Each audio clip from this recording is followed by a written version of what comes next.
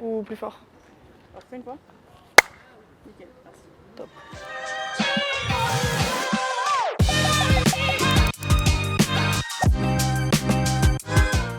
Il y avait des petites particules qui ressemblaient sacrément à du feu qui sortaient.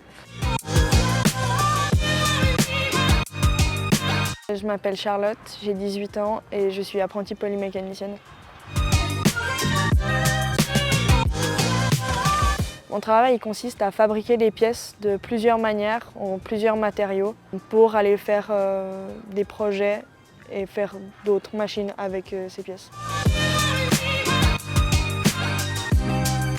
J'ai pas vraiment de journée type parce que c'est vraiment chaque jour est différent suivant les projets que je vais faire. Je vais aller sur certaines machines, suivant quoi je vais aller sur d'autres machines. Même des jours je vais faire que du dessin ou que de la programmation. C'est assez varié. Là maintenant je suis en train de fabriquer une sorte de bague qui peut s'ouvrir en une sorte de sphère avec des petits points de pivot.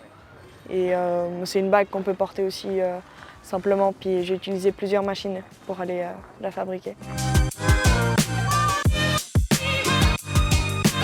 Normalement, on travaille que nous, les polymécaniciens. Ça peut arriver qu'on travaille avec des ingénieurs qui vont plus imaginer le concept et le dessiner.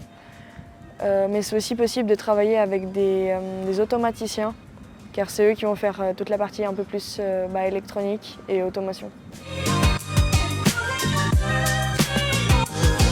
C'est intéressant de faire ce métier à l'EPFL parce que c'est pas mal axé sur la recherche et je ne vais pas faire tout le temps la même chose, c'est-à-dire presser sur un bouton.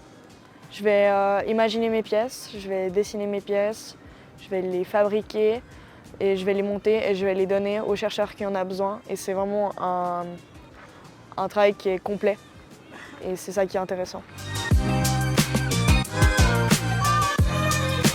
Penser assez logique, il faut être assez manuel. C'est bien d'avoir une bonne vision dans l'espace.